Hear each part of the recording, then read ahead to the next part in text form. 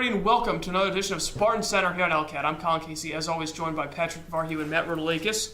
We begin this week, instead of usually with the NFL, as the season's finally ended. It was a very interesting one, to say the least, throughout, with, of course, Patriots winning the Super Bowl. And we don't have to talk about the Patriots winning the Super Bowl anymore, so that's great. New season. But in the NBA, the Celtics, they've won 11 of their last 12 games. Is Brad Stevens the best coach in the Eastern Conference? Yes, he is.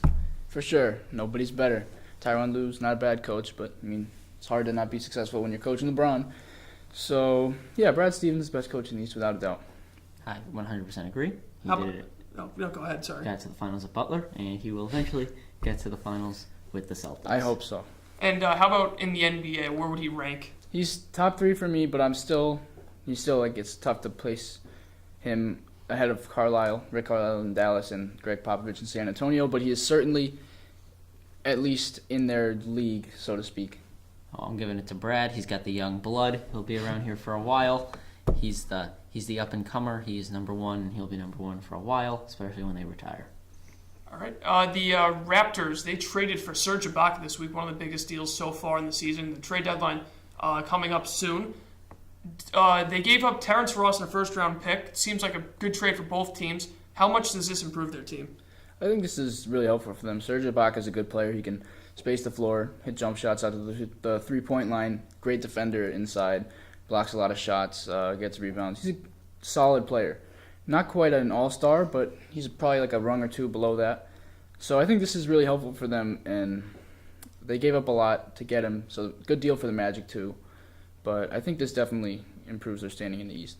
I think it'll help him for this year, but down the road, I think this is more like a one-year deal because Serge Ibaka's going to be getting pretty old pretty soon. Is this another demise prediction? It's always. I think most people get worse when they get older. I know, but I think he's only like 28. I think. Yeah, he's got some good years left. I think he's alright. He's not old. I think he's getting there. I'm not entirely sure what his contract is. I think he just signed the Magic this offseason, so right. He's in the first year of a 4-year deal, I believe. And I, as you know, I'm never a big fan of giving up draft picks, and they had to give up a first-round pick from the Clippers. But it is from the Clippers, so it should be a mid-20s pick. So I understand that. I know, but it's different from like a Brooklyn pick, you know? Yes. Still not picking giving up draft picks. So. I know you're not a fan.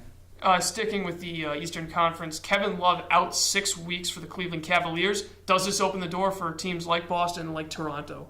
I think it does, definitely for playoff seeding, especially with Boston and Toronto. But in terms of like down the road in the playoffs and potential conference final series, I still think Cleveland's the team to beat. Even with Kevin Love out for a little while, I think he should be back in plenty of time for the playoffs. They should be fine.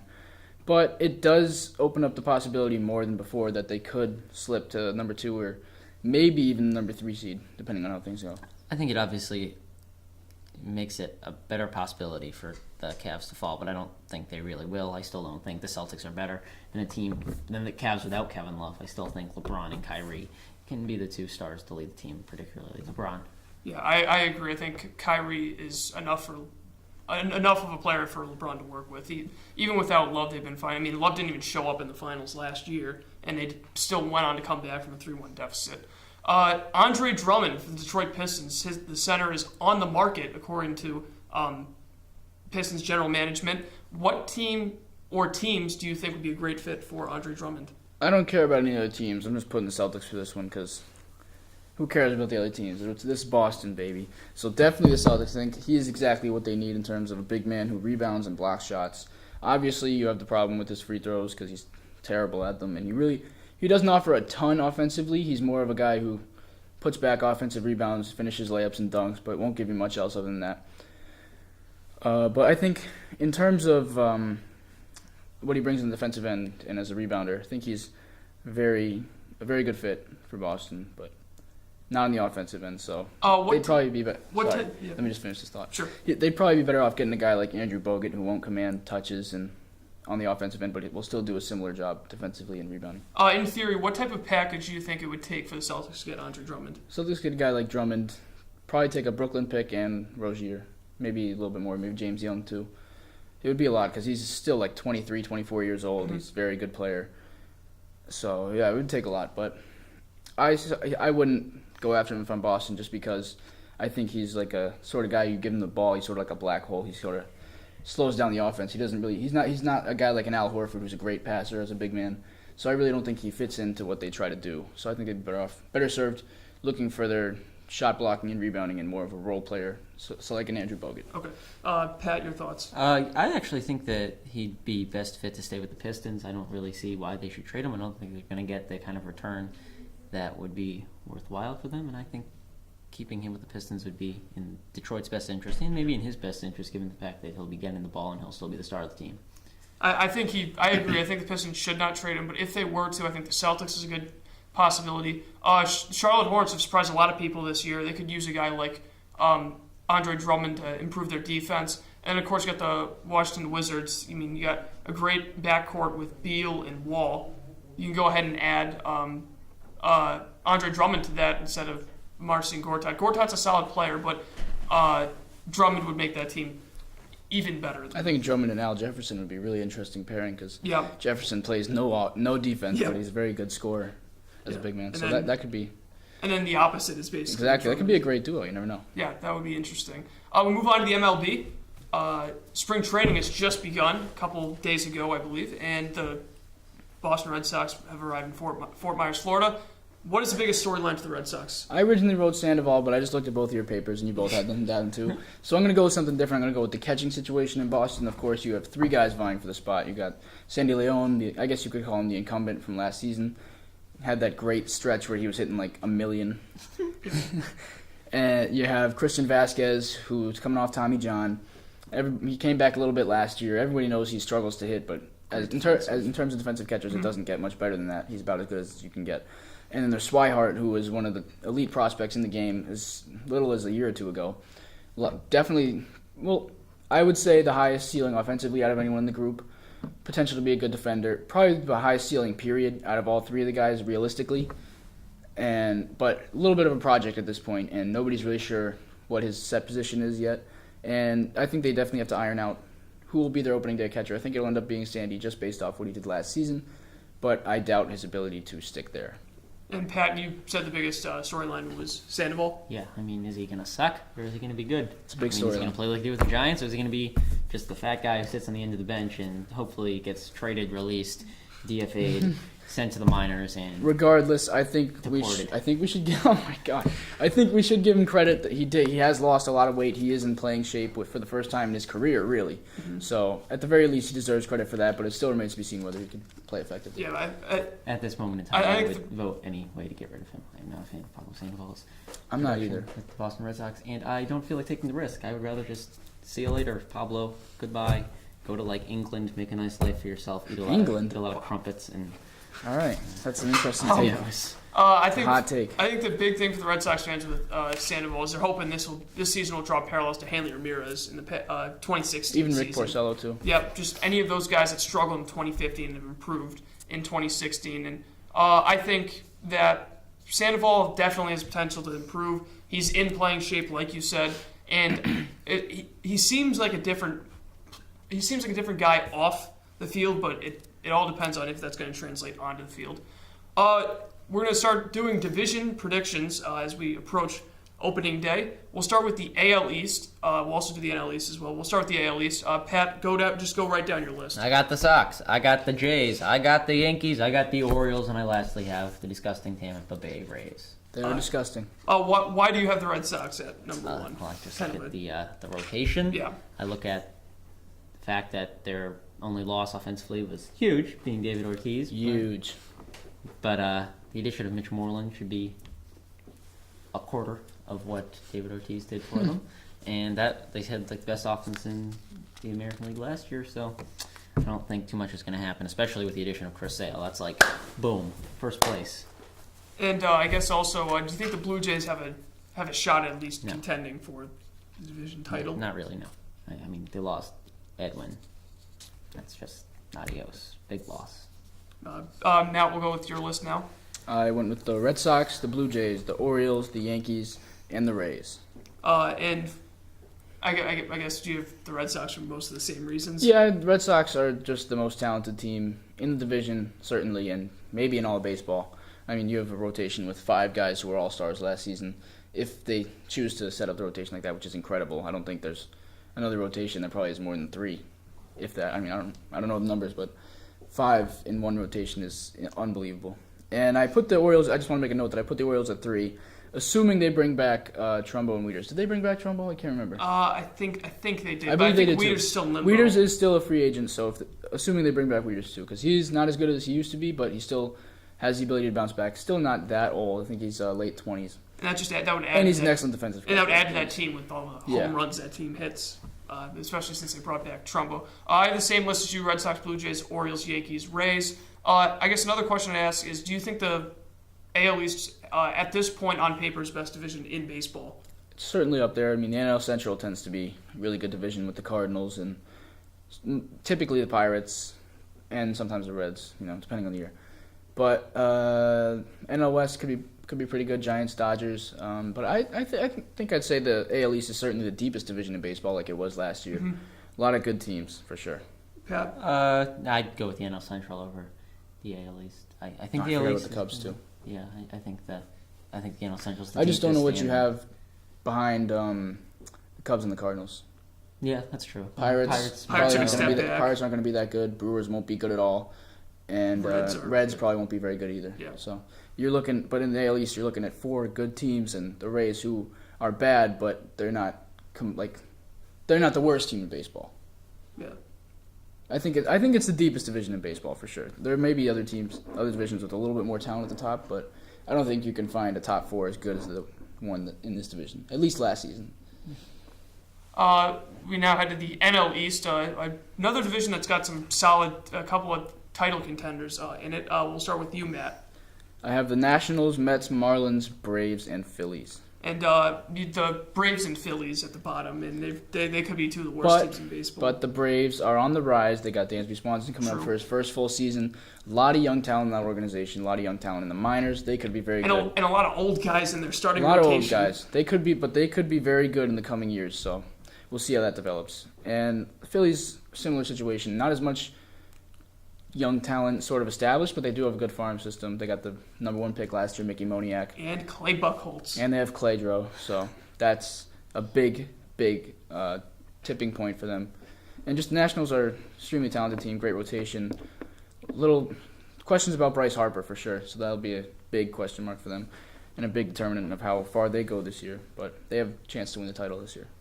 Pat. I have the Nats, Mets, Phillies, Braves, Marlins. Phillies third, wow. Yeah, I think you're going to see one of Cladro's, one of those seasons where he's amazing. Good, And he'll very be an well actual ace to the Phillies, and I don't see an ace on the Braves or the Marlins. And I think the Marlins' loss of Jose Fernandez is going to be absolutely detrimental to the organization, and that is why I have the Marlins in last. And the Nats, just on offensively, and their pitching staff just proved to me that they're the best team in the league. I Pat- refuse to make any predictions on Clay Buchholz, ever. Pat, It's not worth it. I'll ask you this. The Mets had some serious injury problems with the starting rotation last year. Do you think that guys like Harvey will bounce back? Yeah, I think they can, but I don't think it's going to be enough to be better than the Nationals. Okay. Because, They have serious lineup problems. They did bring Yeah, back they did. Cespedes, but, I mean, David Wright, what's he going to give you anymore? He's hurt all the time. Clearly, they messed up losing The Daniel outfield, Murphy. yeah, they messed up with Daniel Murphy. The outfield is really log jammed with Conforto and Granderson, Juan Lagares, and there's someone else who I can't remember, and Cespedes, obviously. Yep. And I don't know, you just wonder where the offense is going to come from. Yeah, and that's the difference between a team like the Mets and a team like the Red Sox. The Red Sox have an offense, and now they have a rotation, but the Mets are still lacking that offense. I went with Nationals, Mets, Marlins, Phillies, Braves, and I think that the Marlins could be a team that could make some noise.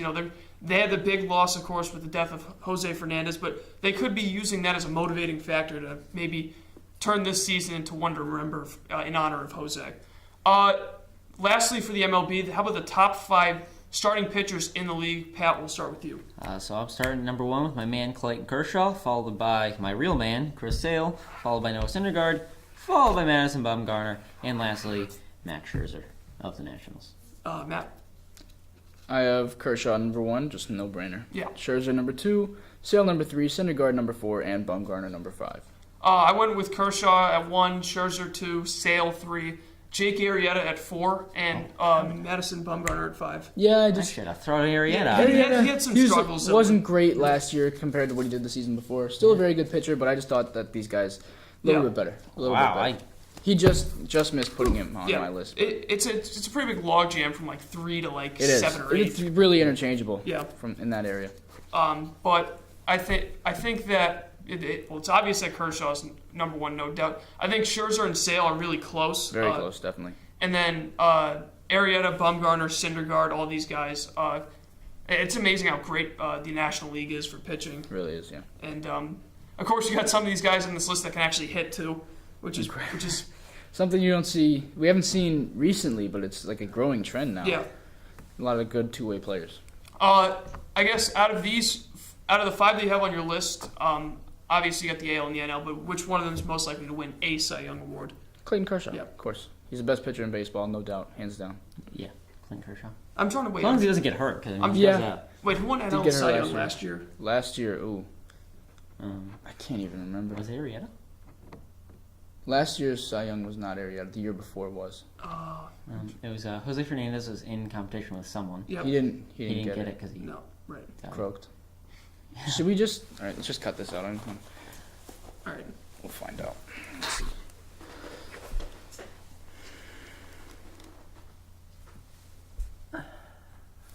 Because I don't want to look like a bunch of dummies. Scherzer? Oh, okay. Yeah.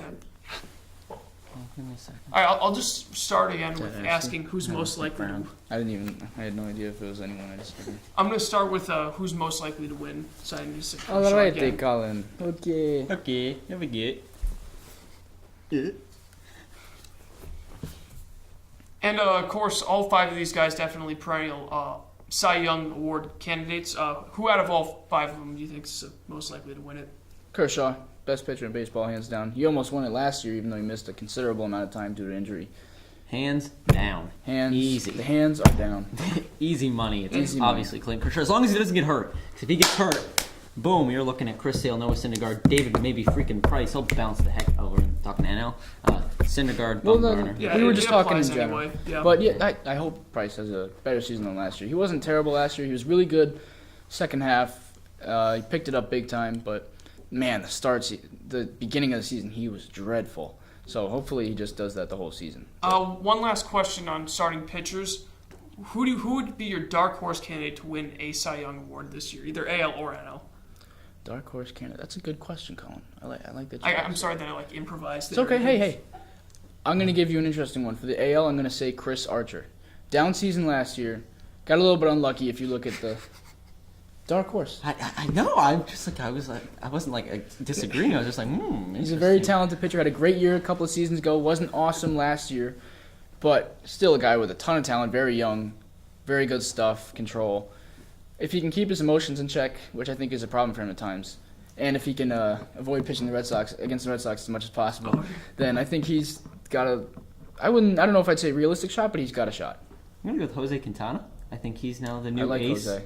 He's the new ace of the White Sox. And I think if they're really sucking this year, and he's playing to possibly be traded at the trade deadline, he may really turn it on. He's gonna just possible that he might not get the wins. And I mean, wins are obviously typically an overrated stat, but it does factor into some of the voting, as you could see last year with Porcello getting the Cy Young. This one's a bit of a stretch considering how bad his team was and how bad he was last year. I'm going with Sonny Gray for the Oakland Athletics. He was very bad. Yeah, he was fantastic in, I think, 14-15. And then last year, the A's, of course, trade away Matt Donaldson? I'm going to just restart. Shout out to Matt Donaldson. Pigeon.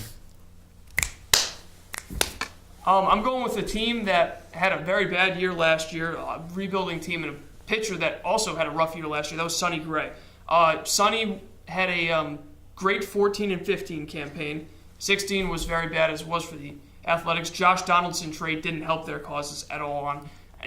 Billy Beane's a great GM, but I don't know what he was thinking with that trade in hindsight. no say, hombre. But I think Gray could maybe rejuvenate the Oakland Athletics and maybe pump some life into a franchise that right now is not looking good at all. A couple other names to think about. Verlander almost won it last year. Probably should have. Masahiro Tanaka. I guess. Yeah. I wasn't going to say him, but I was going to say Cole Hamels, too. He was fantastic last Right. season, one of the best pitchers in baseball. And You Darvish could bounce back. Darvish, very good pitcher, too. But, yeah. Texas got a pretty underrated pitching I would staff. agree. I would agree. But they just have so many injuries every year. I don't know Yeah. how. Yeah, so Gotta get a new trainer out there. yeah. True. They need Diane. Darvish was injured. I think Hamels was injured for. They're always injured. Yeah. It's just everyone. I'm sure Mitch Moreland's happy to get out of there, so he doesn't have to worry about the amount of injuries that the Rangers have been putting up with. We now move on to the NCAA. Kansas, impressive comeback win versus West Virginia. Frank Mason had a nice game. He's averaging 20 points a game. Is he a favorite to win the John Wooden Award? I think he's one of the favorites at this point. He's a excellent player. He's about 35 years old. He's been in college for the last 15 years. He has a great shot. He's up there with guys like Josh Hart and a bunch of upperclassmen this year. His teammate Devontae Graham has a chance too. But I think Frank Mason's definitely one of the top players in the country. And, yeah, he's got a good shot. Good team in Kansas, too. Yeah, I'd say he is. I mean, when Kansas is one of the top teams to possibly win, he's the star of the team. It just makes sense. Sense. He would be the award winner. And just about the game in general, Kansas was down, I think, 11 with 3 minutes to go. That was a very impressive comeback. It would have been a huge win for West Virginia. Where do you think this leaves West Virginia now? Are they still expected to be like a top 1 or 2 seed in the or 1, 2, 3 seed in the tournament? I couldn't tell you, man. This season is killing me. Everyone just keeps losing. I can't keep track of it. And President Trump's not making a bracket this year. Because he is a loser. Yeah, but it honestly is probably going to be incorrect anyway. I'm sure it would have been horrifically incorrect because he's just a loser. When politics clashes with Spartan Center. Last topic of the day, top 5 NCAA basketball players ever.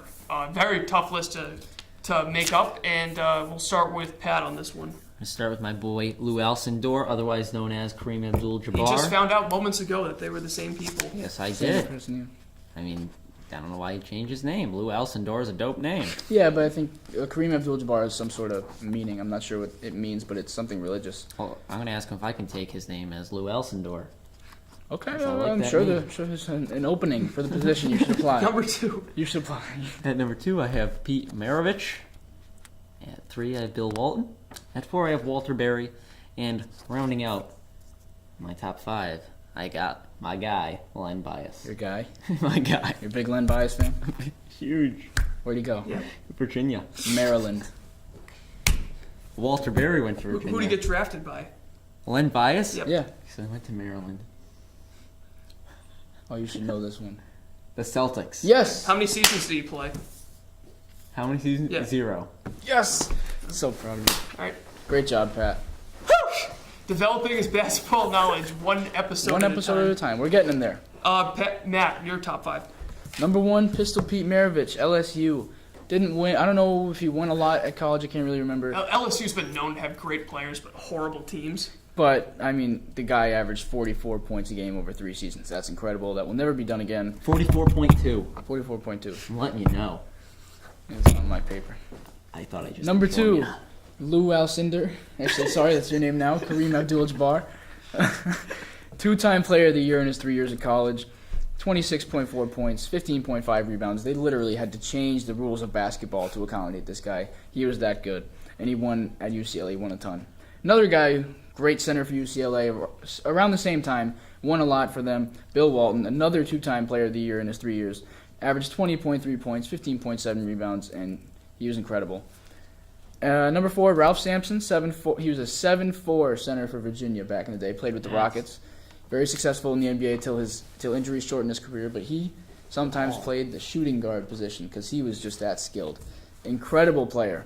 Number 5, David Thompson, NC State. Another 2-time player of the year. Averaged 26.8 points a game in his 3 years in college. Excellent player both in college, the ABA, and then the NBA. Great guy. All right. The more you know. I got Maravich at number 1 also out of LSU, 44 points a game. That speaks for itself. Oscar Robertson out of Cincinnati I have at number 2. Or I actually have Kareem at number 2.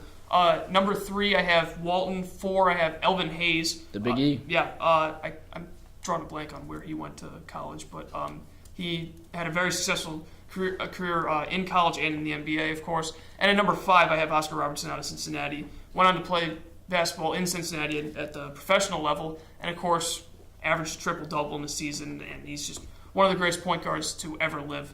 I said that this was our last topic. It is not, in fact. Oh, yeah.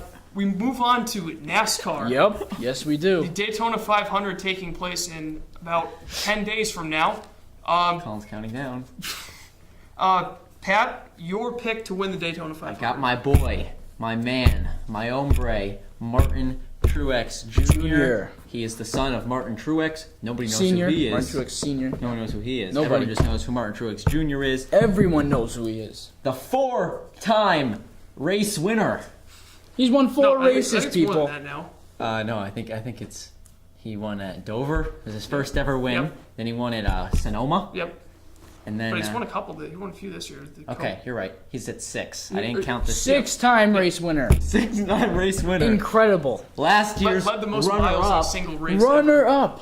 and that is why he's gonna win. Lost by just a nose. A nose. A nose, a hair, a cilia. My pick, it'll actually be his first career victory in the Sprint Cup. That'd be Chase Elliott, Yeah. son of Yeah. Bill Elliott. Of course. Fantastic driver back in the 80s Son and of 90s. Bill and Missy Elliott.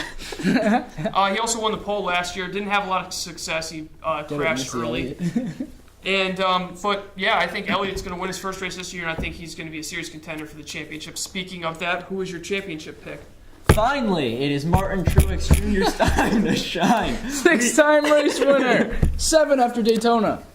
We look every season, and he's always the front runner. He's in the top like 3.